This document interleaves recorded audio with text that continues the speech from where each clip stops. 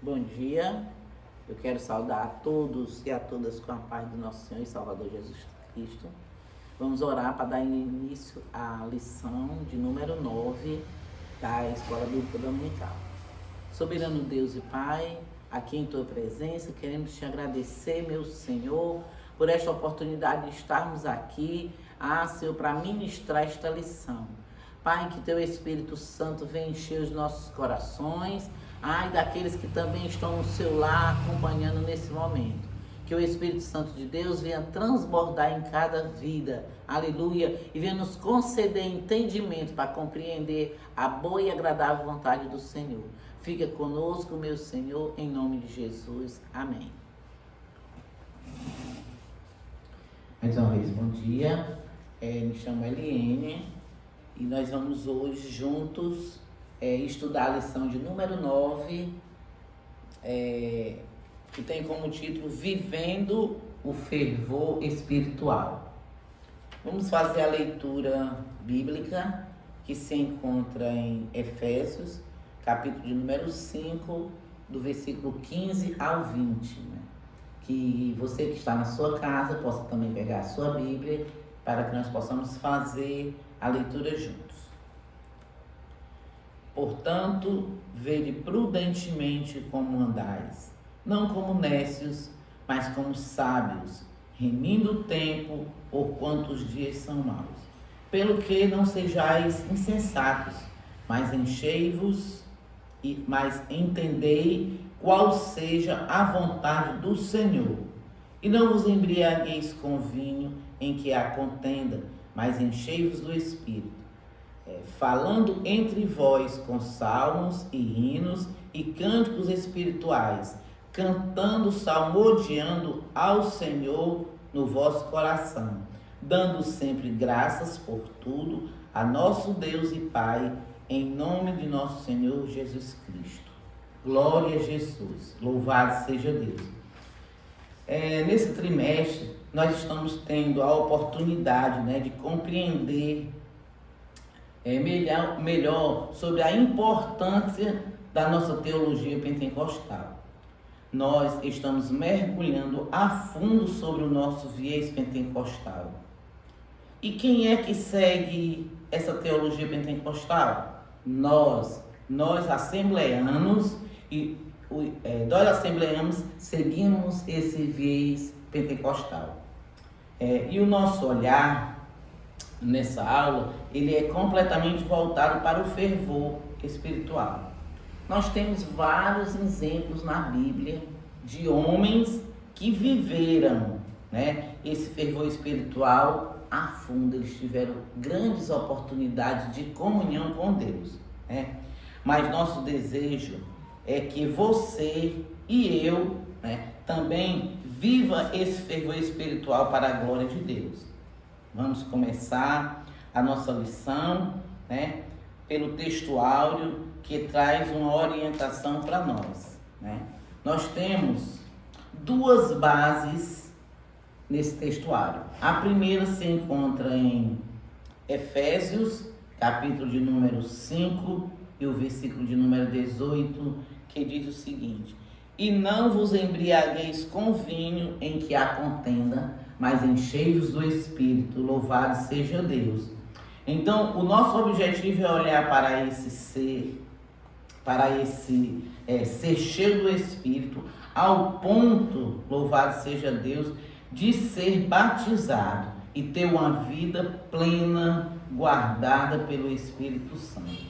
Nós temos também uma outra base bíblica, que se encontra, aleluias, na verdade prática. Essa verdade prática, ela fala muito conosco. Diz o seguinte: ser cheio do Espírito Santo pode se referir tanto ao batismo no Espírito Santo, como também à vida plena no fervor, Desde o início da nossa conversão, existe assim um desejo de aprender entre o ser batizado com o Espírito Santo e ser cheio do Espírito Santo. Na lição 3 já foi falado alguma coisa sobre esse assunto e nós não vamos nos aprofundar muito, tá certo? Mas com certeza nós iremos falar sobre esse estar cheio e ser batizado para a glória de Deus. A primeira parte da nossa lição, ela trata, louvado seja Deus, né? Ela trata da importância da devoção pela palavra e a oração. Louvado seja o nome do Senhor. E é o que nós iremos, nesta manhã, tentar aprender juntos, né? Aprender juntos. Nós precisamos entender que devemos ter o coração voltado à palavra e ao mesmo tempo voltado para a oração, porque o apego à oração é importantíssimo. A expressão todos foram cheios do Espírito Santo em Atos 2:4 quer dizer que todos foram batizados no Espírito Santo. Como eu já falei, isso foi estudado na lição de número 3, né? Mas nela nós aprendemos igualmente que cheio do Espírito Santo indica também viver uma vida plena, né, com fervor. E nós vamos analisar os ponto a ponto o qual a lição nos dá nesta manhã. Nós vamos ver o primeiro subponto, né, que é a devoção, né? O apego à palavra e o hábito de orar são indispensáveis à vida cristã. São práticas ensinadas ao povo de Deus desde o princípio, pois Deus fala por meio delas, né? Por meio da palavra, né? Na oração nós conversamos com Deus e através da palavra nós ouvimos Deus falar conosco. Então, devoção, o que é devoção, irmã Eliane? Devoção é paixão, é piedade, é desejo e prazer em servir a Deus, como um verdadeiro cristão pentecostal. Devoção traz a ideia de ter um apego com a presença de Deus. Esse apego é aquele desejo de estar sempre em comunhão, sempre em contato, né? Louvado seja Deus. Nós temos um exemplo desse aqui em Mateus, no capítulo de número 26, 41, você pode ver na sua casa, lá em Mateus 26, 41, louvado seja Deus, que ele fala sobre esse apego maravilhoso. Ele diz: como nós estamos precisando nesse momento de homens de Deus, levantados por Deus, que possa liderar o rebanho com o olhar para a oração. Vamos só ler juntos aqui o que diz em Mateus 26, 41.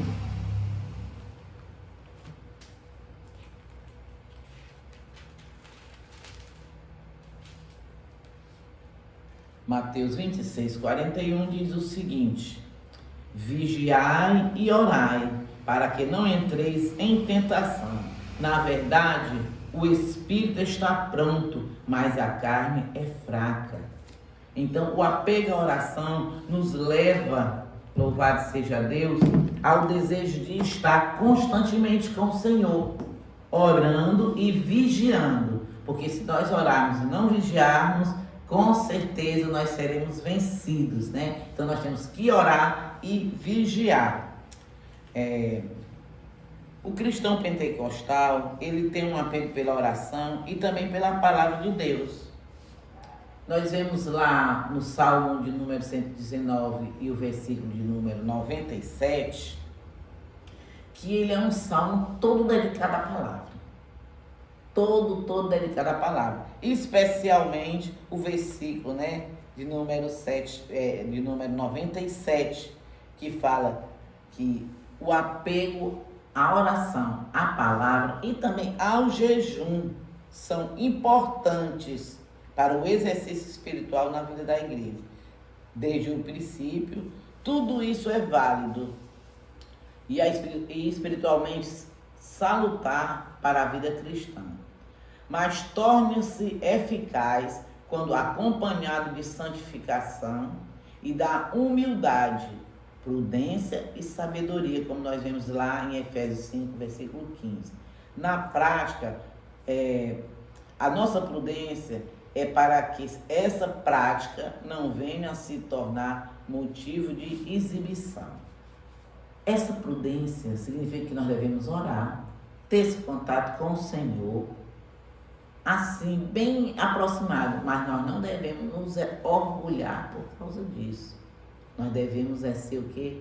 Prudentes, né? E estar apto a que as pessoas não olhem para nós como aquela pessoa super-herói, né? Mas sim como um homem e uma mulher de Deus que vive em comunhão com o Senhor, né? Então, na vida do cristão pentecostal, é muito importante que ele priorize a oração. A oração, a palavra e o jejum. Se você quer viver esse fervor maravilhoso, se você quer viver esse fervor espiritual que transborda, é necessário que você tenha uma vida de oração, uma vida de leitura da palavra, uma vida de consagração. E só assim você vai transbordar na presença do Senhor. Aleluia, Jesus. Glória a Deus. Nós vemos também o subtópico 2, que fala sobre a oração e a palavra. Todos nós conhecemos esse jargão evangélico que diz que a oração é a chave da vitória. Isso já se tornou assim um costume, e nós não devemos ter isso como costume, mas sim como uma prática. Quer vitória? Ora. Quer que o Senhor abra a porta? Ora. Quer que o Senhor cure? Ora. Mas orando e praticando, porque isso é muito importante. Muitas vezes nós dizemos, oração é a chave da vitória, mas nós não oramos, nós ficamos pedindo que outras pessoas orem, né? Nós confiamos na oração dos outros, mas a oração é a chave da vitória. Esse é um jargão que o mundo sempre usa, mas que na realidade ele tem que ser praticado. Aquele que ama a palavra do Senhor, aquele que deseja ter um apego com o Senhor, aquele que deseja servir fielmente, precisa viver uma vida de oração. Louvado seja Deus. Não existe a vida espiritual abundante sem oração. Segundo a declaração de fé das Assembleias de Deus, a oração é um ato consciente pelo qual a pessoa dirige-se a Deus para se comunicar com Ele e buscar ajuda por meio da palavra ou pensamento. A oração é a alma do cristianismo e expressa a nossa total dependência de Deus, né? O próprio Senhor, o Filho de Deus, ele tinha o hábito de falar com Deus todos os dias. Ele tinha aquele prazer, nós podemos contemplar isso na própria palavra de Deus, lá em Lucas, no capítulo 3 e o versículo 21. Ele tinha esse hábito de orar sempre. E ele diz exatamente isso. E se nós formos ver a palavra de Deus lá em 1 Tessalonicenses, no capítulo número 5, e o versículo 17 diz, orai sem cessar. Por que orar? Porque orar é conversar com Deus. Então você pode estar o tempo todo conversando com Ele, né? Ele precisa que você, esse amigo seu inseparável, aquele que você está o tempo todo contando para ele as coisas maravilhosas e também a dificuldade, porque nós só contamos para amigo. E o que é melhor, esse amigo responde às nossas orações e responde às nossas necessidades, né? Nós vemos que muitos pregadores, tá certo? Muitos pregadores, ministros do evangelho, professores das escolas, líderes de departamento, eles fracassam. Por quê? Porque eles não têm uma vida de oração. Eles até podem, quando vão ministrar, ter um plano, que é muito fácil a gente fazer um plano de ministração, ter um esqueleto, né, de uma pregação, ou até pesquisar na internet, porque hoje a internet está cheia disso. Mas se ele não tiver a intimidade com o Senhor e a unção do Espírito Santo, a pregação vai ficar como se fosse sem validade, sem unção, sem função. Louvado seja Deus por isso. Então é necessário que a gente tenha essa vida de oração constantemente. Esse contato com Deus é que faz com que você sinta vamos dizer assim, esse gozo. E só através desse contato é que você sente prazer em comunicar aquilo, tá certo? E nós temos visto hoje muitos pregadores fracassados, porque eles até acreditam na oração, mas eles não vivem uma vida prática de oração. Então, viver a oração é praticar a oração, é crer que o Senhor, louvado seja Deus, é quem vai lhe dar as palavras. Nós traçamos os planos, mas a resposta certa vem do Senhor. Então, com a oração não é diferente. Nós precisamos ter esse contato todos os dias. Para quê? Para que nós possamos ser cheios. E o terceiro tópico diz o seguinte: viver sabiamente, que está lá no versículo de número 15, que diz o seguinte: o crente pentecostal em Jesus, ele tem uma vida devocional. E essa vida devocional é guiada pela sabedoria do alto. Às vezes, nós não temos uma vida devocional, falamos assim como quem passa de repente e traçamos os planos da nossa mente sem a direção do Senhor. Então, nós precisamos ter esse exercício espiritual. Nós devemos, tá certo? Ser guiado do alto. Muitas pessoas ministram a palavra de Deus, elas pregam, mas não têm uma vida de oração. E porque elas não têm essa vida de oração, elas não têm sucesso. Ficam só palavras ao vento, né? Quantos de nós já tivemos a oportunidade de ir para algum seminário, o qual o esboço do seminário é maravilhoso, você vê título a título, aí você diz, poxa, vai ser maravilhoso, eu vou lidar com isso maravilhosamente. Quando você vê, talvez o homem de Deus ou a mulher de Deus que ali estava, não se preparou em oração. Se não se preparou em oração, vai ficar só palavras. Por isso que nós precisamos preparar os nossos sermões, as nossas ministrações, as nossas reuniões, e principalmente a escola, tá certo? Principalmente a escola. Todos debaixo da unção de Deus, tudo no joelho, orando, pedindo ao Senhor para que Ele venha nos dar a oportunidade. Para quê? Para que a nossa classe da escola bíblica, ou as pessoas que ali estão no culto, elas possam sentir esse fervor tão maravilhoso, que elas também queiram ser daquele jeito, elas queiram, a partir de ali, também viver esse fervor espiritual.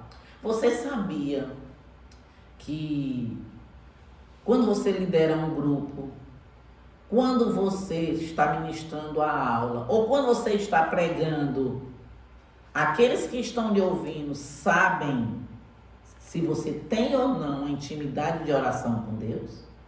Não se engane, eles sabem. Sabe por quê?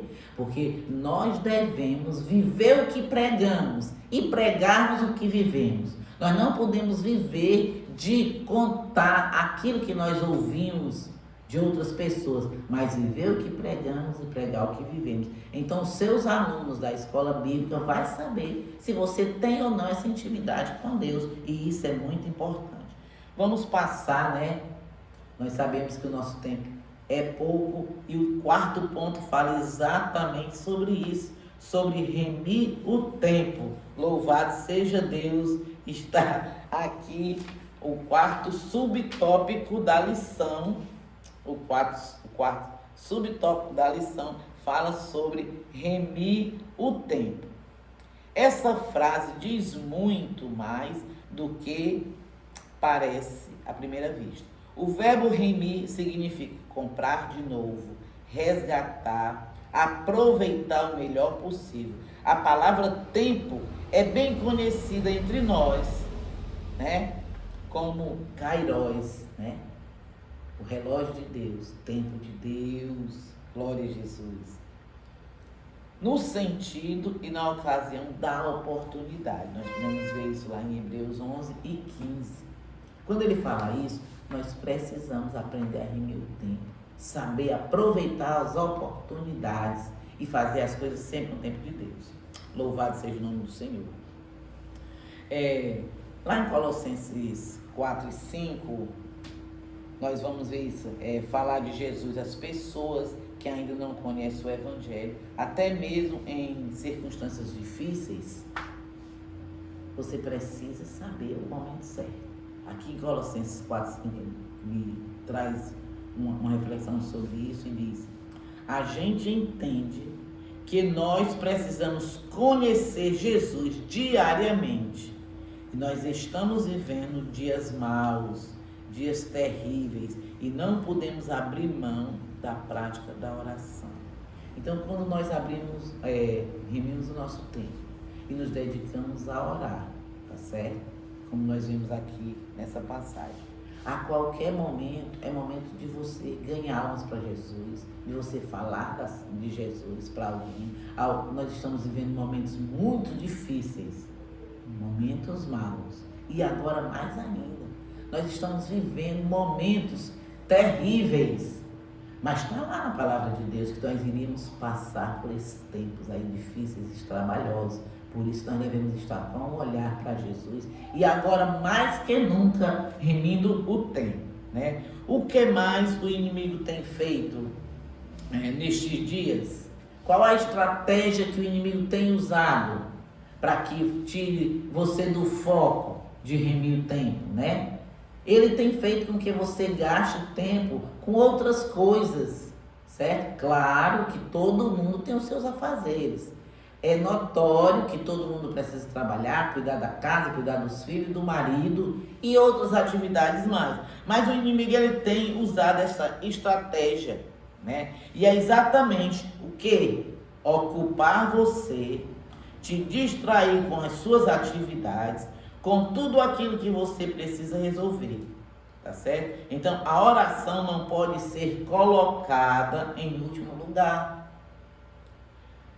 A oração, ela precisa ser priorizada. Você não pode deixar para depois, certo? Você precisa colocar sempre em primeiro lugar.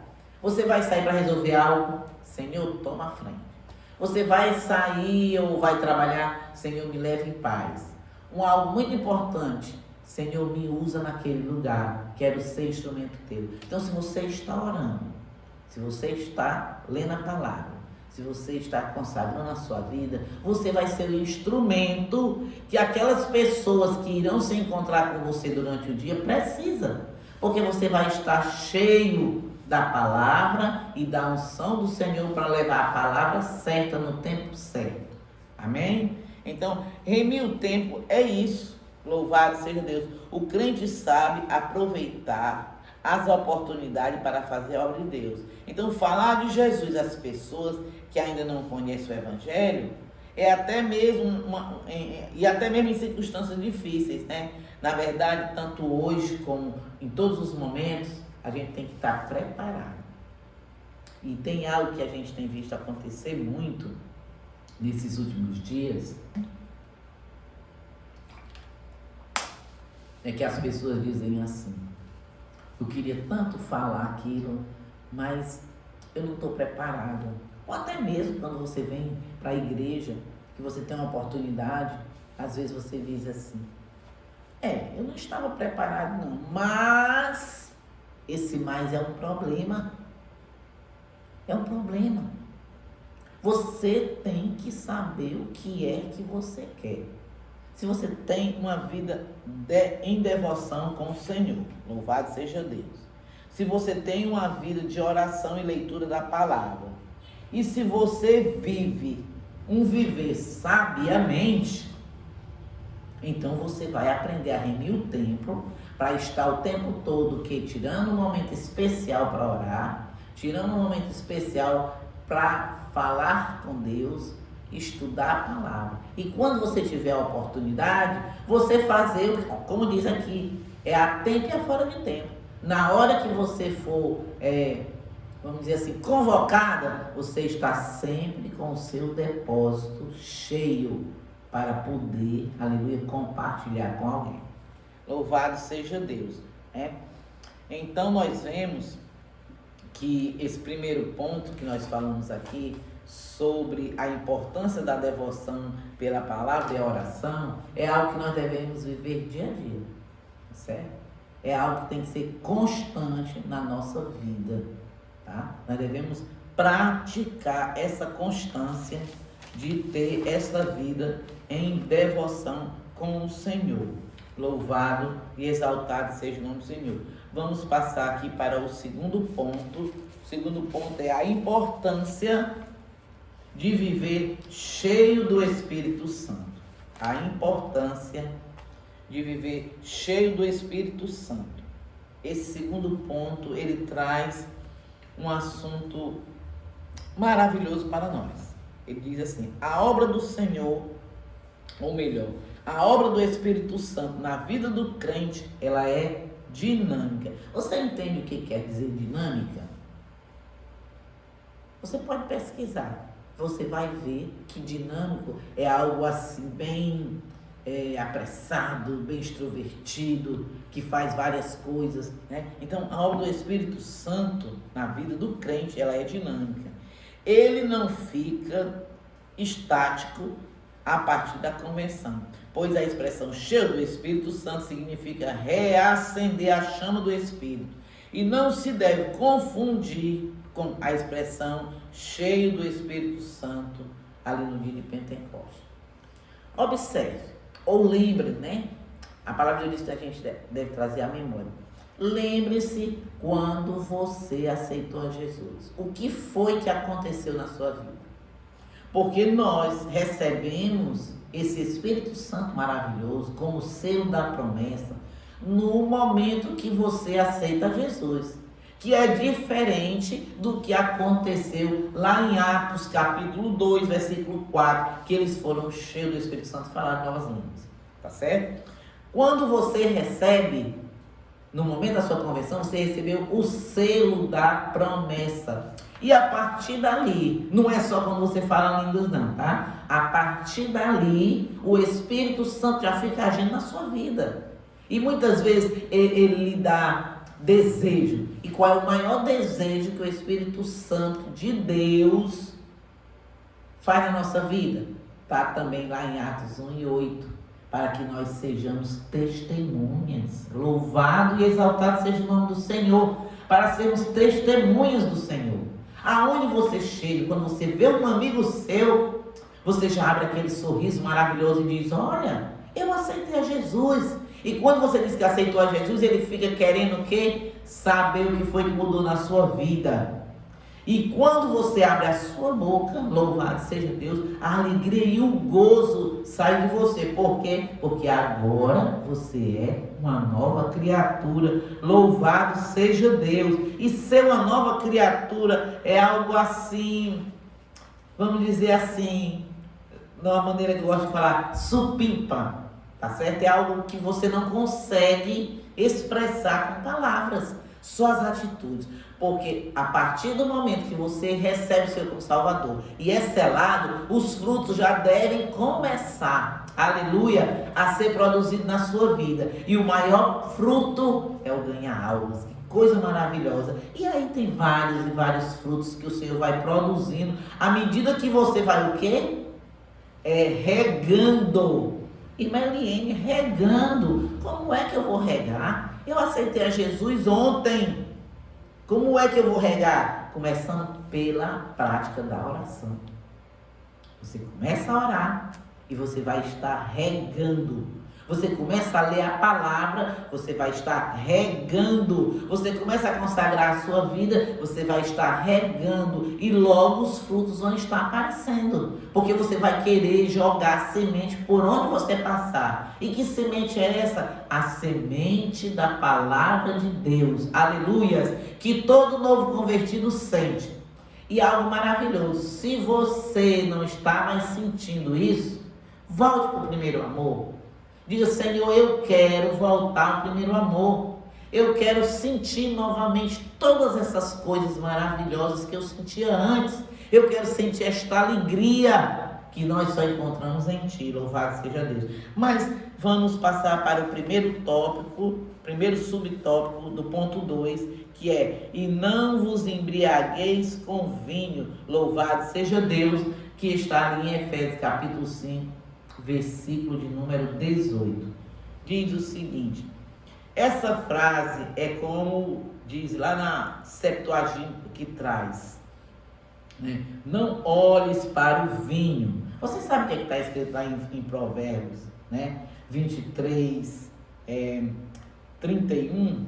Vamos dar uma olhadinha rapidinho. Você pode olhar também na sua casa, porque é importante que nós possamos fazer essa comparação entre o olhar para o vinho e não se embriagar com ele. Glória a Jesus. Provérbios, capítulo de número 23. Provérbio 23. Só um instante. E o versículo 31 diz o seguinte: glória a Jesus. Não olhes para o vinho quando se mostra vermelho, quando resplandece no copo e se ecoa suavemente. Ele diz: nós não devemos olhar para o vinho. Por quê? Porque ele é bonito, ele é atraente, você vai sentir esse desejo. Mas esse não se embriagueis com vinho, qual o Senhor fala na palavra de Deus, ele está falando de outras coisas que nós vamos ver agora. A passagem em Provérbios, ela explica exatamente isso. As consequências destrutivas das bebedices e a compara com a picada de uma cobra, né?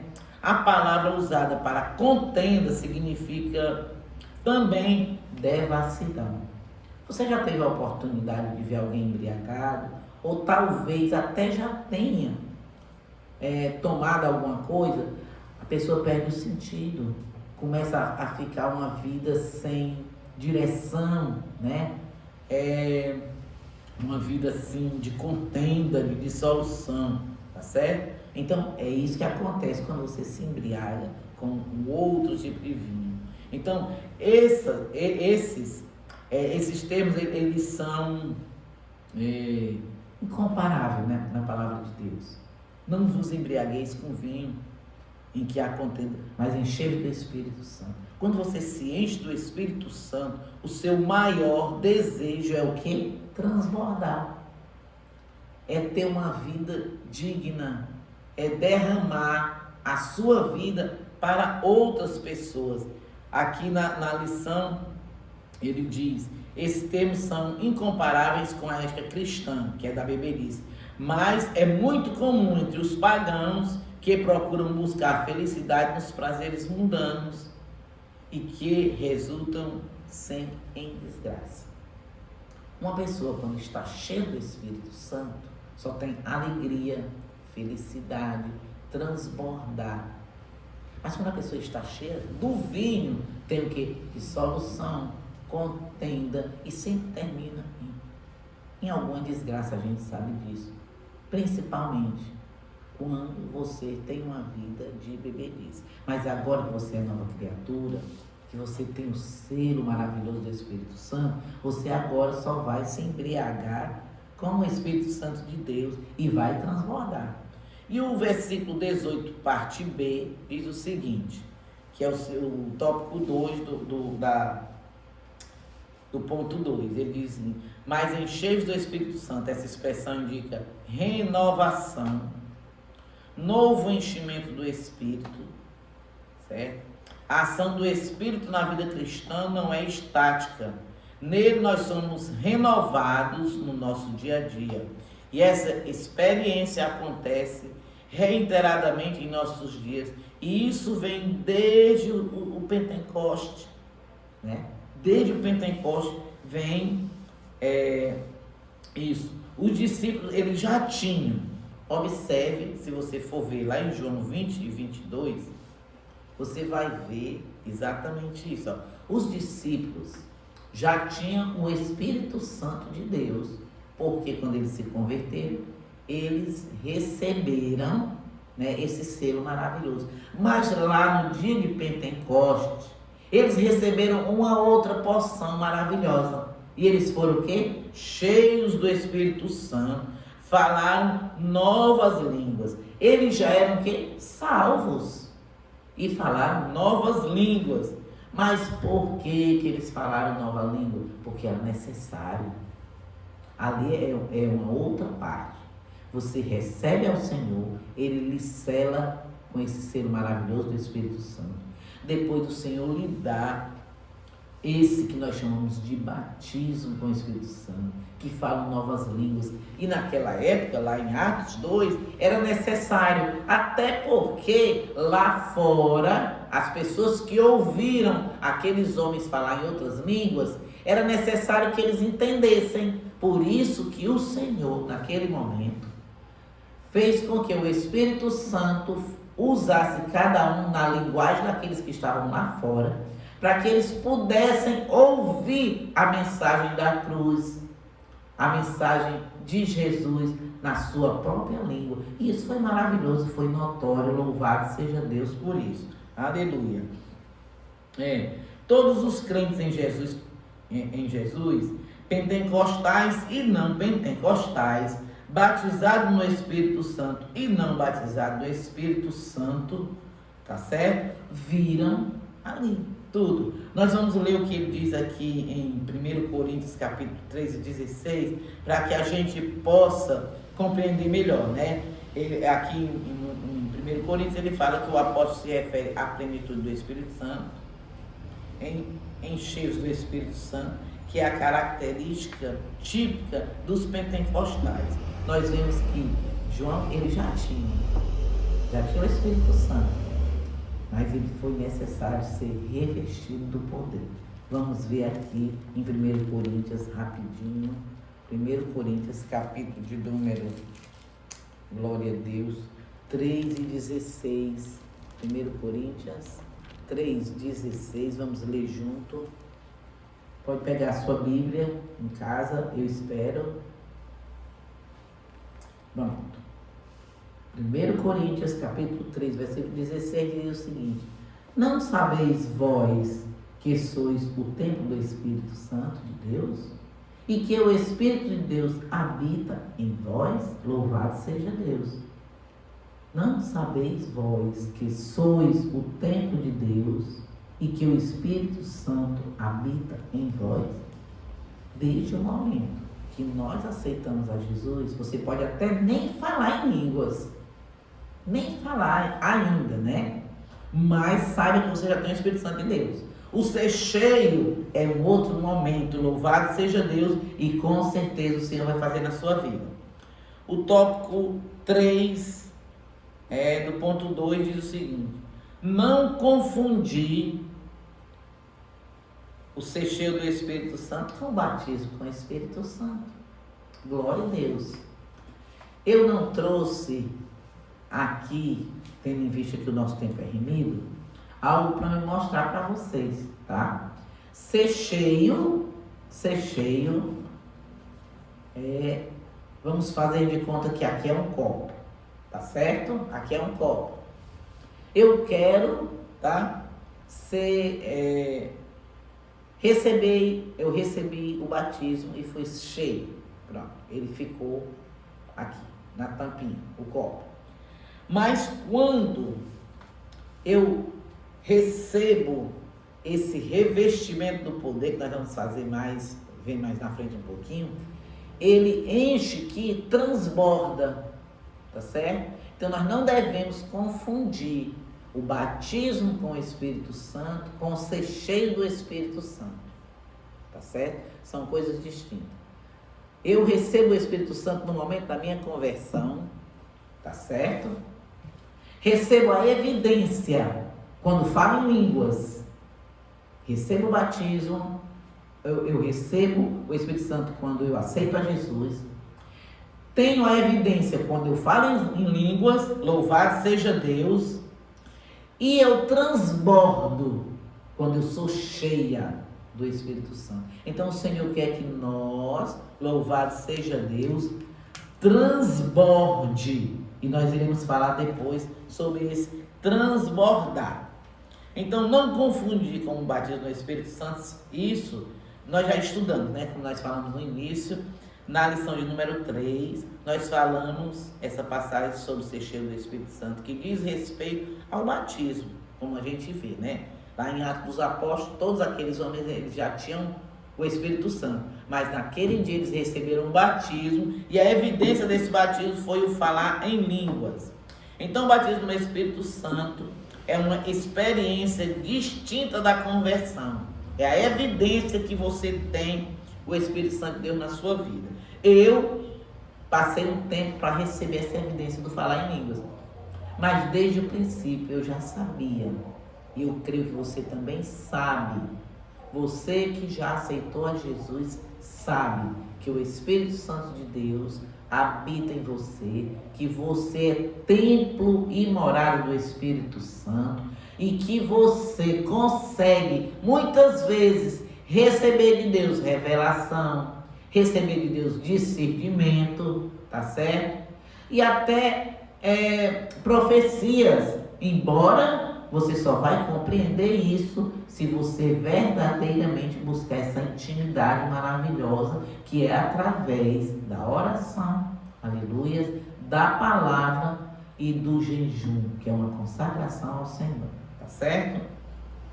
Então nós não devemos confundir esta expressão, aleluia, que fala exatamente sobre isso. Nós podemos dizer que Pedro ele foi cheio do Espírito Santo naquele momento. Observe o discurso de Pedro.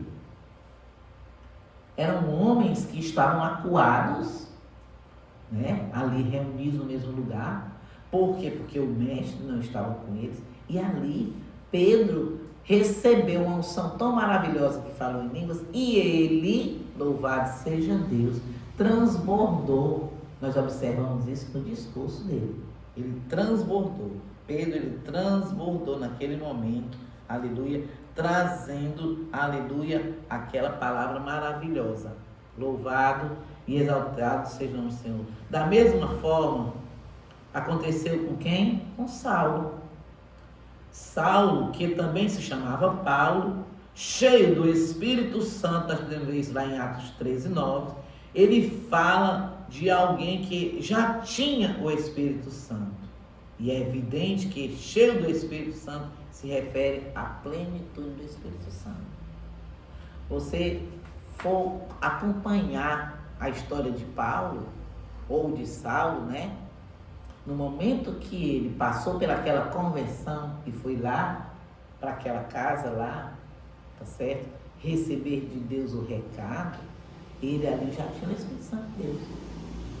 Só precisou depois ser cheio, louvado seja o nome do Senhor. E se nós formos folhear toda a palavra de Deus, estudar, nós vamos ver claramente, aleluia, que muitos e muitos homens de Deus foram cheios do Espírito Santo à medida que eles buscavam essa presença maravilhosa. Então a síntese do tópico 2 diz: viver cheio do Espírito Santo é o oposto de viver em contendas, confusão e devassidão. Ser cheio do Espírito Santo não combina com a embriaguez. Amém? Vamos passar, louvado seja Deus, para o ponto 3, já finalizando a nossa lição. Eu espero que os irmãos estejam entendendo, que eu possa estar ajudando com essa lição, porque para mim ter estudado essa lição, tanto a 9 como as outras passadas e a próxima, tem sido edificante para a minha vida. Tem me trazido à memória renovos maravilhosos, e eu espero que também aconteça com você, louvado seja Deus. Então o ponto 3 fala sobre a vigilância, né? Vigilante contra a frieza espiritual, tá certo? Nós estamos vivendo hoje, irmã, é por causa da pandemia. Não, a pandemia, Eu não queria nem falar sobre isso, mas não dá para fugir. A pandemia, ela veio só aguçar essa frieza espiritual que muitos crentes estão tendo. Por quê? Porque o que é que traz a frieza espiritual? É a falta de contato com Deus. Às vezes você está no templo, não na igreja, porque a igreja é para ser você, templo e morada do Senhor. Às vezes você está no templo, mas você não está nessa intimidade com o Senhor. Às vezes você está em casa e você está, como nós vimos lá no Remi o Tempo, né, sendo envolvidos com tantas tarefas e tantas coisas, tá certo? Que até perde esse contato. Então, logicamente que agora que nós não estamos mais podendo nos reunir para compartilhar uns com os outros, né, dar o testemunho, claro que essa frieza espiritual está chegando com mais, vamos dizer assim, com mais força. Mas eu tenho algo para lhe dizer. Você não precisa estar junto com tanta gente para que você possa voltar a ser esquentado. O Espírito Santo, ele tem essa função de tirar de você essa frieza espiritual, tá certo? Como, Meline? Meditando na palavra de Deus e orando. E o Espírito Santo vem, vai lhe envolver. Louvado seja Deus. E vai, oh glória a Jesus, vai encher o seu coração. Louvado seja Deus. Você deve se lembrar de que um dos requisitos para compor o grupo dos 7 diáconos, como nós vimos lá em Atos, né, quando eles foram separar, era o que? Ser cheio do Espírito Santo. Nós vemos isso lá em Atos 6:3. Como identificar alguém cheio do Espírito Santo? Você sabe como é que você identifica alguém cheio do Espírito Santo? Precisamos saber identificar, porque a cada dia o Senhor está nos dando a oportunidade de ver na vida daqueles que têm o Espírito Santo as evidências. E nós vamos falar sobre isso. O apóstolo Paulo apresenta pelo menos três características que podem demonstrar, aleluias, a presença do Espírito Santo na sua vida, que você está cheio. Tá certo? A primeira característica, sabe o que é? Testemunho transbordante. Irmã Helene, testemunho transbordante. Testemunho transbordante. A segunda característica, uma vida de gratidão. Uma vida de gratidão. E a outra, importantíssimo, tanto quanto o testemunho transbordante, como uma vida de gratidão, sabe qual é? A submissão. Você não pode ter uma e não ter a outra. É necessário que você tenha pelo menos essas 3 evidências que são importantes. Vamos ver. Ponto 1, o subponto 1 do ponto 3 diz o seguinte: testemunho transbordante. Efésios capítulo 5, versículo 19 fala isso. Eu espero que você esteja acompanhando com a sua Bíblia aberta. Testemunho transbordante, ele é um sinal evidente. Os cânticos são expressões de alegria e de louvor a Deus, além da função de instruir a igreja. Os cristãos expressam por meio dos hinos seus anseios, suas esperanças, aquilo que acreditam estar inspirado na vida das personagens bíblicas e nas promessas divinas, tá certo? Quando você está cheio, você transborda. E quando você transborda, observe o que é que está saindo desse transbordar. A palavra de Deus diz que a nossa boca fala do que o nosso coração está cheio. Tá certo? A palavra de Deus diz que quando nós nos juntemos, nós devemos falar de hinos, né? De salmos, de adoração ao Senhor. Observe com quem você está ficando, o que é que está sendo transbordado. Nós vemos hoje que há uma confusão muito grande no meio do povo de Deus sobre louvor e adoração. Isso tem sido notório. Se você for lá para a Bíblia, você vai ver o que é adoração. Olha os salmos, coisas maravilhosas. Nós vemos, louvado seja Deus, que há uma necessidade da gente rever isso.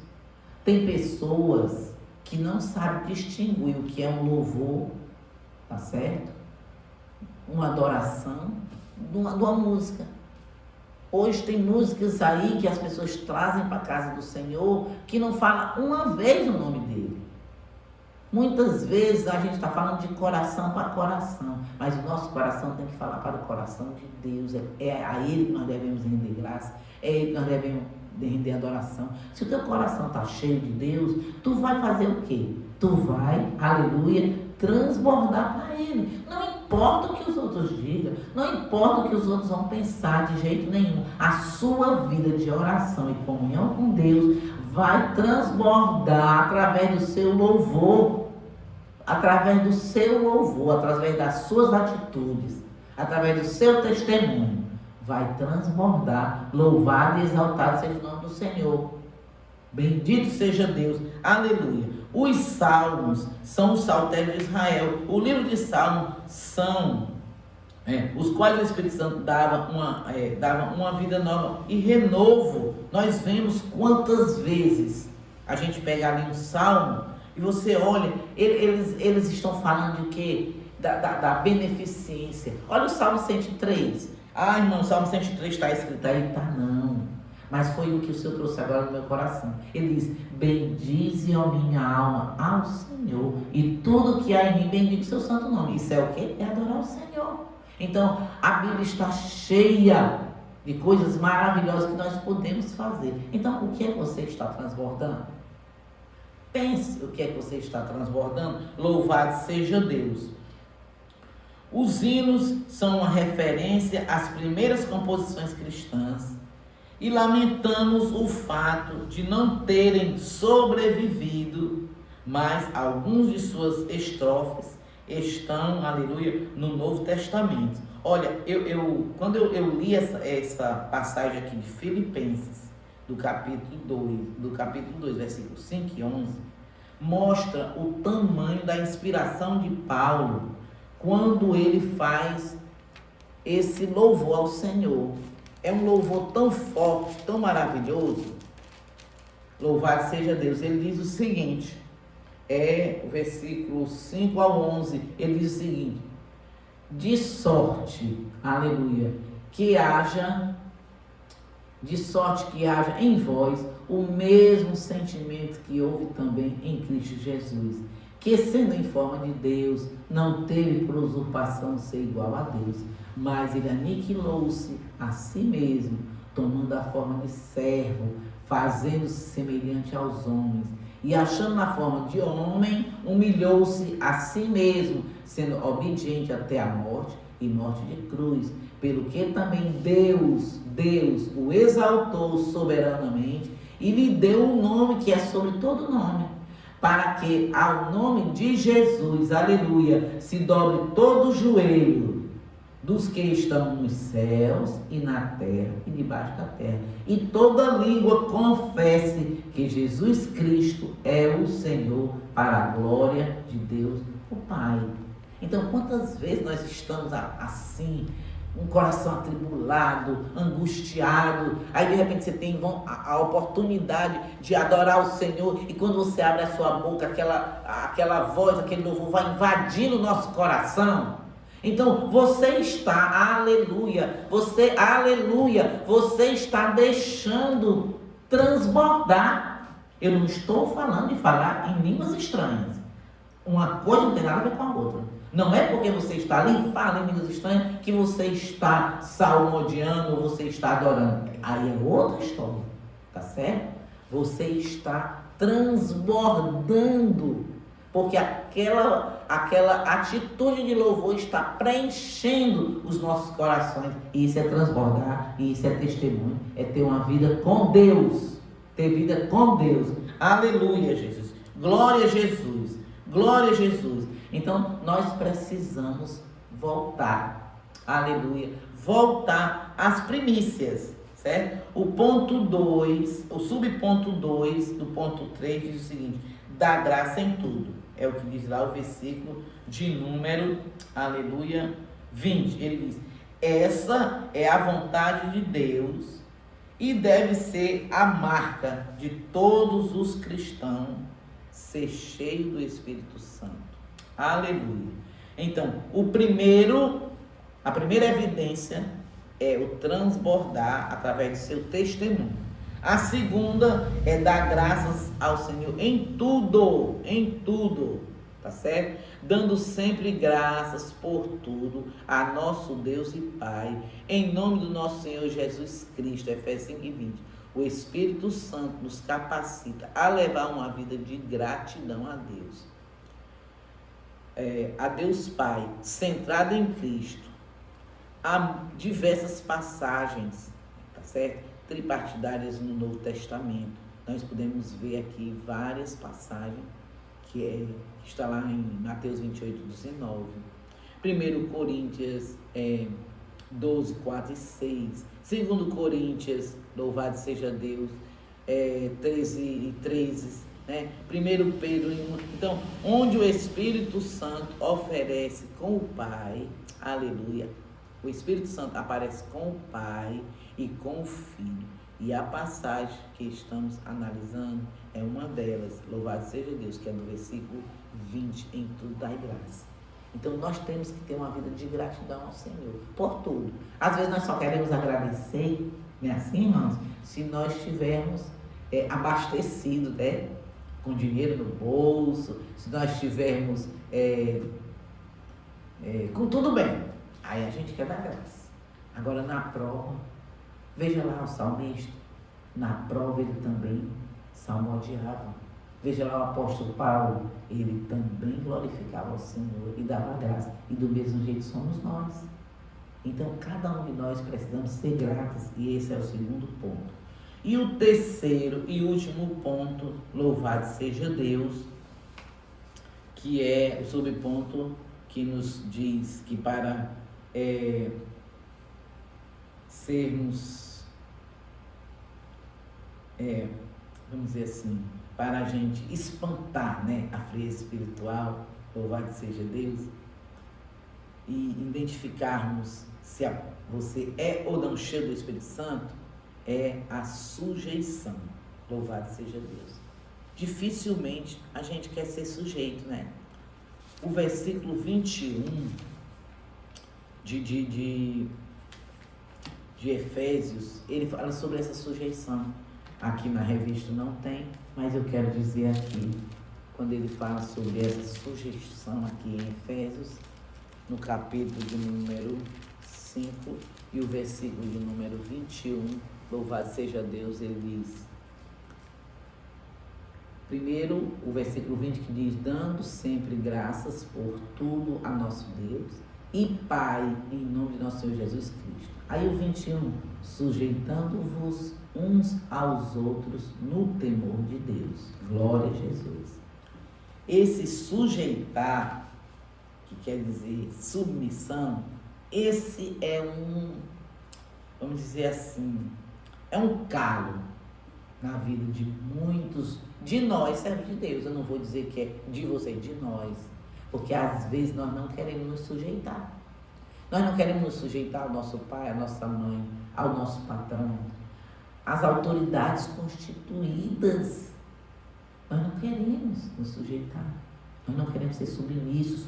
Quantos crentes, quantos irmãos estão aí falando das autoridades, fala do presidente, fala do governador, fala do prefeito, fala, mas não fala de Jesus, porque não aprendeu a ser submisso.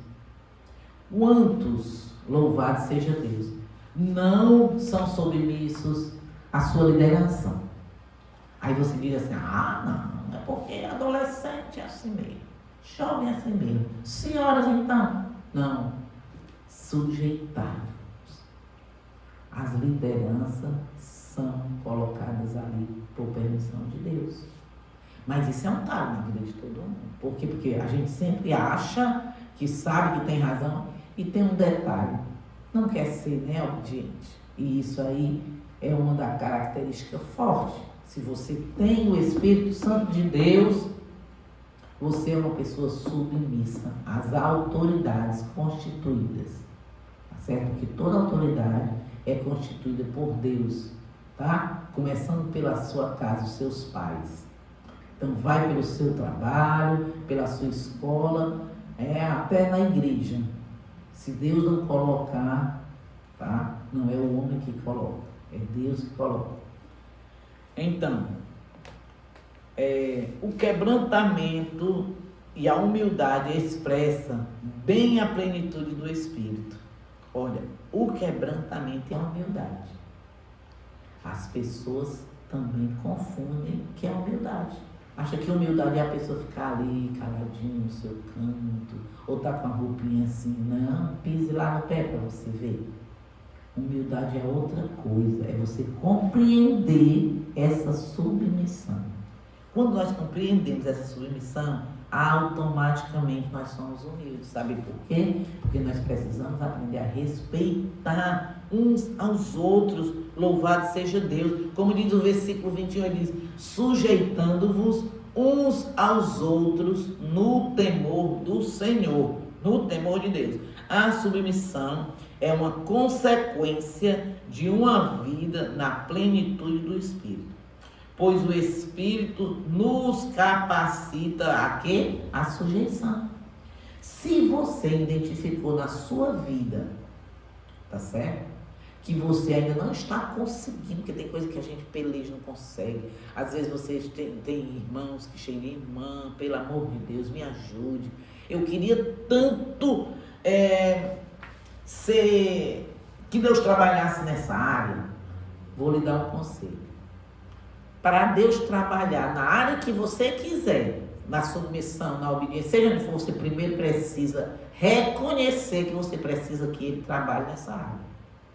Aí você identifica o que é que está impedindo, aí você coloca: Senhor, eu queria tanto, mas eu vou deixar contigo. Senhor, olha, eu tenho sido desobediente. Senhor, trabalha na minha vida. Senhor, eu sou responsável. Trabalha na minha vida. O Senhor diz que um dos frutos do Espírito Santo chama-se temperança. Peça ao Senhor para ter temperança. Se Deus lhe der essa temperança, você vai saber dosar cada coisa, porque é o Espírito Santo de Deus que vai dosar através de você na sua vida, tá certo? Ele diz, a submissão é uma consequência de uma vida na plenitude do Espírito, pois o Espírito nos capacita a essa sujeição. É dever cristão, olha, não sei o que eu estou dizendo não, é dever cristão se submeter às autoridades constituídas. Irmã, onde é que está escrito isso aí? Lá em 1 Pedro, capítulo número 2, versículo de número, aleluias, de número 13. Você pode olhar aí na sua casa e grifar, como eu grifei aqui na minha revista. Aos seus superiores hierárquicos.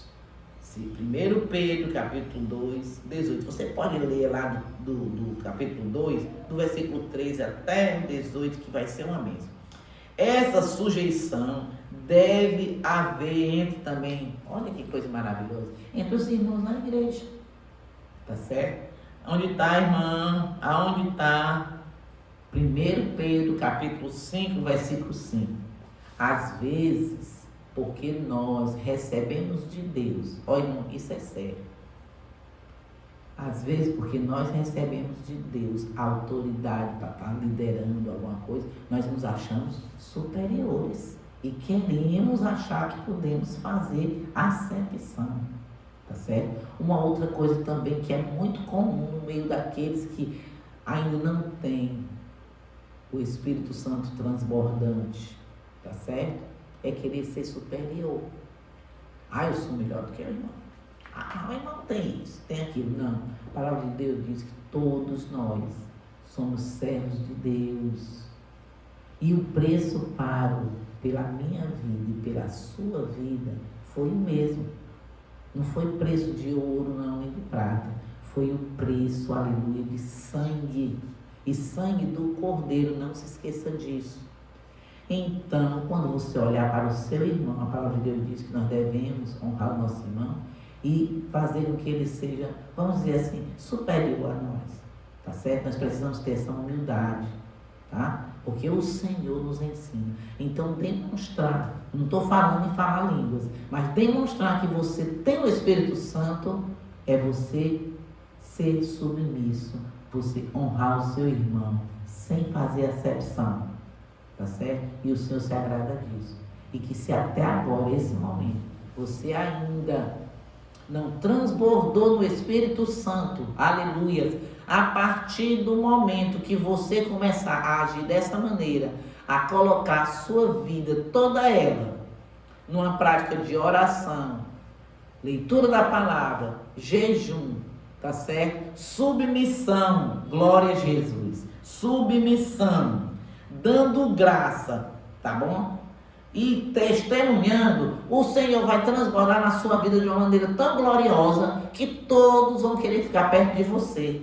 Sabe por quê? Porque quem transborda no Espírito, todo mundo quer ficar perto. Você já viu uma chuva quando é só uma bicazinha, pouquinha? As pessoas, vixe, está bem pouquinha. Mas quando começa a chover e aquela bica começa a jorrar muitas águas, todo mundo quer tomar banho nela. Assim vai ser a sua vida. Louvado seja Deus.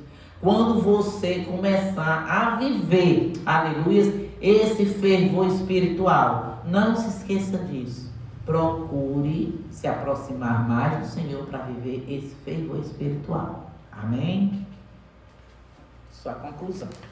Só a conclusão para que a gente não deixe de fazer. O significado de encher-vos do Espírito Santo é ter a vida cristã na plenitude do Espírito Santo.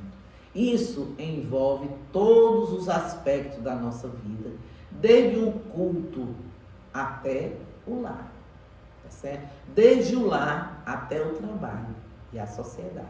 E por meio deste testemunho é possível observar quem é cheio do Espírito Santo. Que Deus nos abençoe e nos guarde, que nós a cada dia busquemos diligentemente esse fervor espiritual através dessas práticas que nós aprendemos hoje, em nome de Jesus. Amém.